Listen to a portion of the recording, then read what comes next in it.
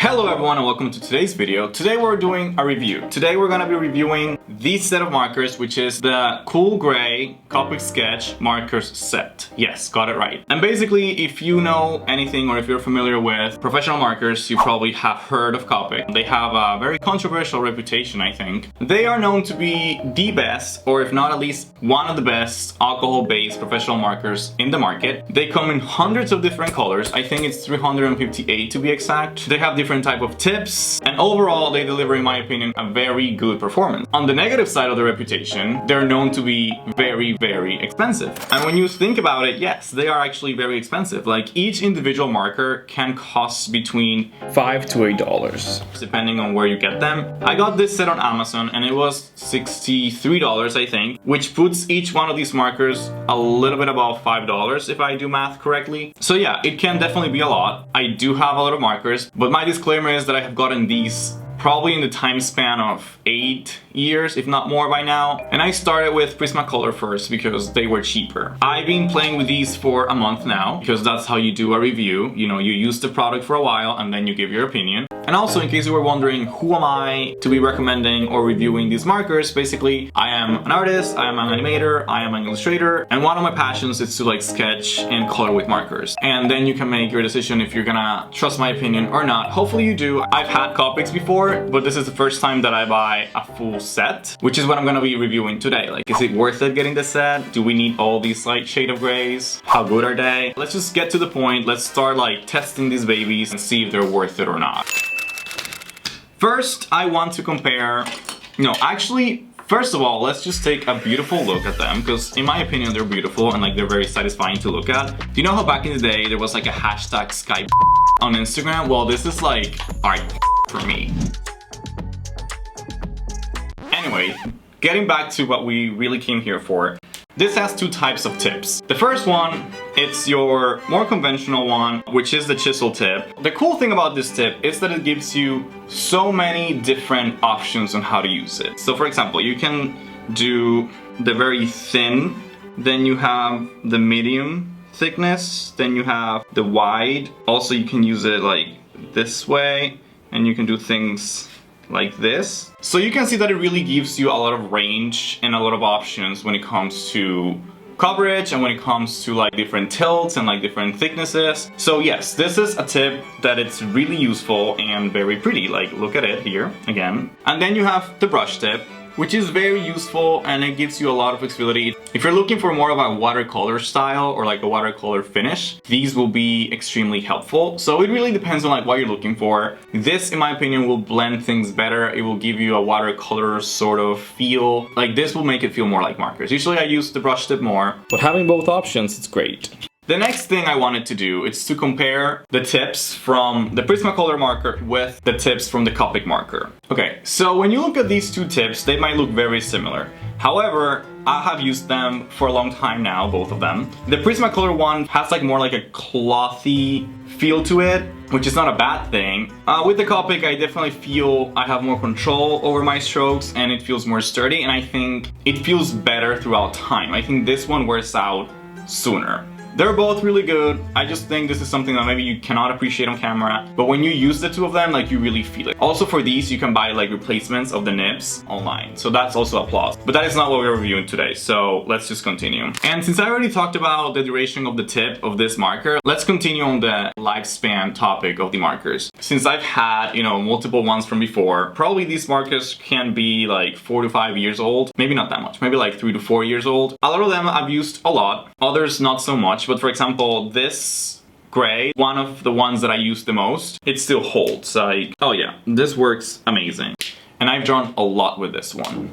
Another thing that I want to go over is the smell of them, because a lot of people asked about the smell. Yes, they do have like a very strong scent. Comparing the scent of these 3 different brands, I think this is the one that smells the least strong. And then this is the Chart Parks, the Chart Pack. They are the ones that smell the strongest. Like, so strong that one time I was like drawing on a plane, and the flight attendant actually came over and she was like, "Sir, could you please stop, because people are complaining of how strong it smells." So in my opinion, they smell really good.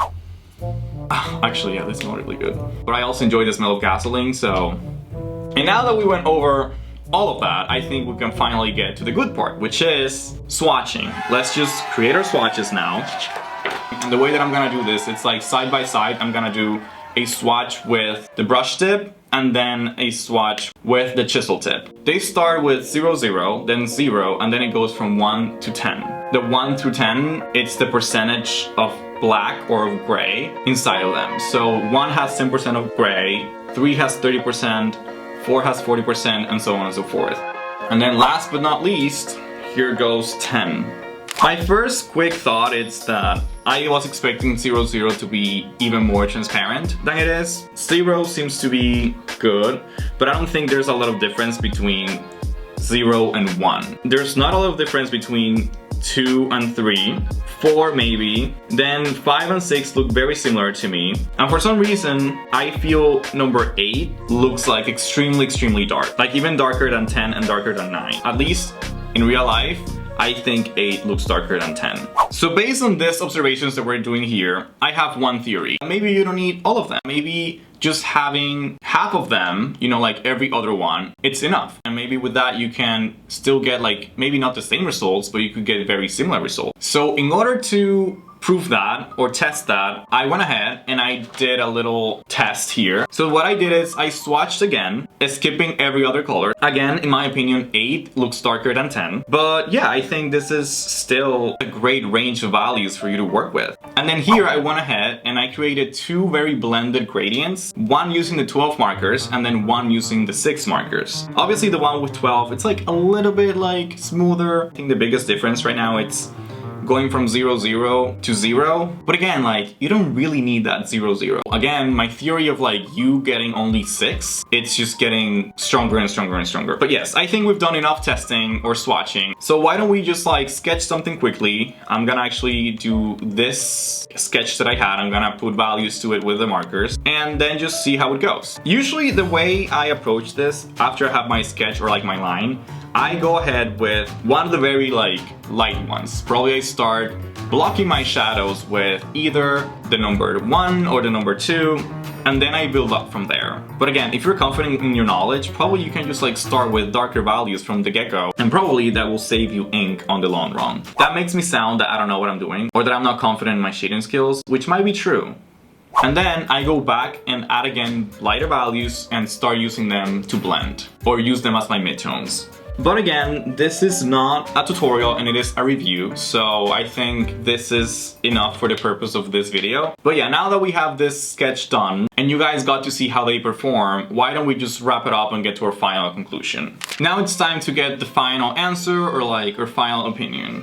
I've been using Copic markers overall for years now, and yeah, I've had a great experience with them. Now, when it comes to the set, do you really need this full set? I don't know. I do recommend Copic markers, but I don't know if you really need the 12 markers. I cannot imagine a situation where you will need the 12 shades together. In my opinion, probably if you need, for example, number 3, number 2 will be good enough. If you need number 9, number 10 will be good enough, or vice versa. So if you're a student, if you're in a budget, if you want to take that leap and start building your collection of professional markers, I would say do not get the full pack. Be smart about it, because if you think about it, if you just get 6 of these, then you can get 6 colors. Another option would be to get like 6 cool grays and 6 warm grays. That would have been better for me. And then if you do have the budget, like sure, get this. I would see this helpful as a backup. For example, if my number 2 ran out of ink, yes, I'm gonna have number 1 and number 3. So that's a really good situation where maybe the 12 of them will be good to have. I have survived for years just having like the Prismacolor cool tones,